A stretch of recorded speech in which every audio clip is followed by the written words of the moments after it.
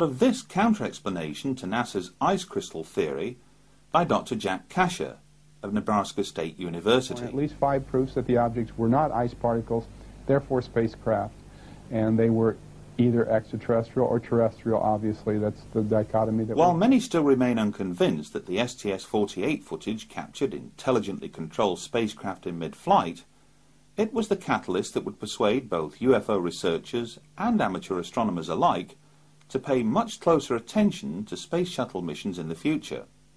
And, as you will learn later, what showed up on the STS-48 footage would prove to have a profound effect on this individual, one that would eventually lead him to an extraordinary discovery. During 1996, there were 2 notable events. In August of that year, NASA announced that it had unearthed fossilized evidence contained in a Martian meteorite and discovered 12 years earlier in the frozen wastes of Antarctica, which would appear to suggest that life, albeit billions of years old, once existed on the red planet. The declaration, which has yet to be embraced by the scientific community at large, created headlines around the world, and more or less ensured that NASA would have no difficulty in raising the necessary funds to embark on an ambitious, unmanned series of mission probes to Mars in the future. 3 months later, on the 1st of December 1996, Space Shuttle astronauts on board STS-80 filmed something remarkable. Scores of anomalous objects could be seen skirting Earth's upper atmosphere below, but then, from beneath a high bank of cloud, emerged a large sphere, almost plasma-like in appearance. And as the sequence rolls, note how the camera on board the Space Shuttle zooms in on a cluster of anomalous objects which appear to congregate on the Earth's horizon. Interestingly, during that same mission, astronauts would point their cameras towards Brazil, more specifically Sao Paulo. Were they expecting something? Whatever suddenly streaked into view would appear to suggest they were. But what was it? A short time would pass before anomalous activity was filmed again, only this time in close proximity to the Mir space station. The STS-84 docking and undocking mission with Mir provided breathtaking images. It also provided further puzzles. Thanks to an amateur astronomer known as Willie, some of the footage transmitted by STS-84 was disseminated around the world. Hardly surprising, since it contains several remarkable scenes. Determining which one has most appeal, or greater mystery, is debatable. But why does this particular sphere suddenly come to a direct stop, hover momentarily, then move up and behind the Mir space station to emerge on the other side? And was this appearance of dozens of anomalous objects caused by the flushing of a toilet on board the Space Shuttle, or something else? Assuming then that this is mere space debris, would it not be considered dangerous to those on board both the Space Shuttle and Mir space station? To answer that question would require detailed analysis of pristine STS-84 footage, but NASA refuses to release any of it, and the question is surely, why? Signals from space can and do take on many forms, and while some dishes scattered around the world listen for faint traces of extraterrestrial intelligence from afar, others are designed to receive signals transmitted from much closer to home. During the 1990s, millions of miniature-sized dishes sprang up across Britain as satellite technology came of age. Both here and in countries abroad, many individuals chose to erect more powerful dishes to locate and access a wide variety of transmissions being back to Earth from scores of overhead satellites. In theory, the more powerful the receiver, the more choice it would offer. And, as we've already seen, some of those individuals chose to utilize their satellite dishes to monitor and record transmissions being down to Earth from the Space Shuttle. But what if one of those individuals had the means to utilize an even greater array of satellite receiving dishes, to record and subsequently log every second of NASA transmissions, from not one solitary Space Shuttle mission, but from several, covering a period of almost 5 years?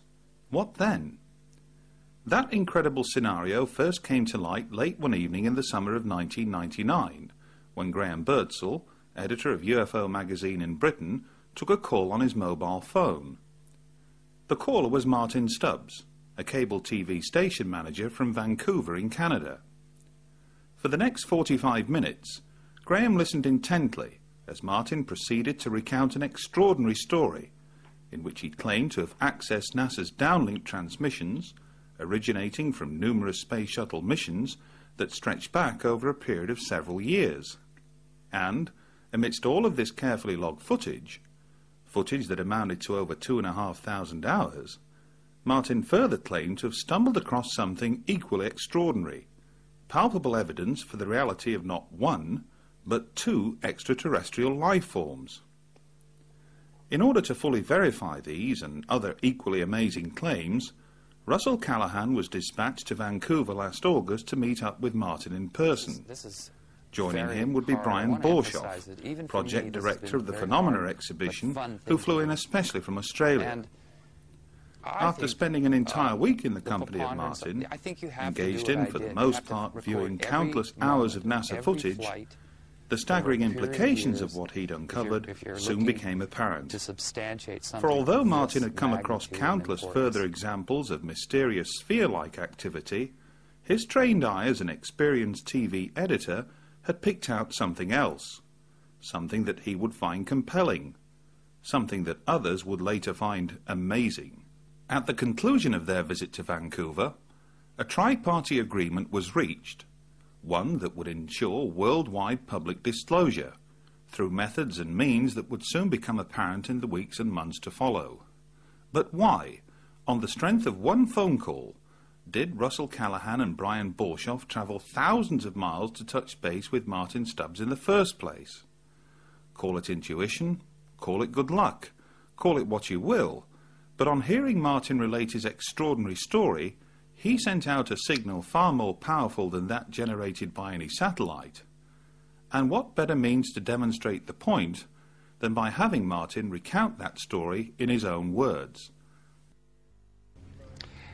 Hi, I'm Martin Stubbs, and I'm a resident of Bowen Island, Canada. Bowen Island is a small island of about 3,000 people just off the coast of British Columbia. The city we directly commute to on a little ferry, 20-minute ride, is the great city of Vancouver. And it's here that I was able to discover, through NASA's own video downlinked from the shuttle, two types of phenomena that, from my estimation, should not be there. The first phenomena is a spherical phenomena. It's the best I can do in terms of explaining it. And the second phenomena is a phenomena that is virtually invisible to the human eye, but when filmed with a CCD camera and you break the video into frames, and there's 30 frames per second. Then you split the frames into fields, because each frame contains 2 scan fields, and it is in those fields we have discovered our second space phenomena. It's not a matter of finding something that is a reasonable doubt scenario. It's more about, let's just keep collecting, studying, and analyzing, and eventually the jigsaw puzzle will come together, and it's finally happened. I held a very privileged position in the city of Vancouver. I was in charge of, for the past 20 years actually, community access cable stations. And those are public stations that use volunteers, interns, make all their own programming, and put it out on the cable system. Here in British Columbia and throughout the rest of Canada, we have 90% cable saturation. So it's the equivalent of having a full channel. And in my office, I had old log tapes from logging the station available, and they were supposed to be turned over after a few times, so I just piled them up. And I had VCRs. I had the means. And I talked to our technical department and asked them if they could give me my own dish. And they did. And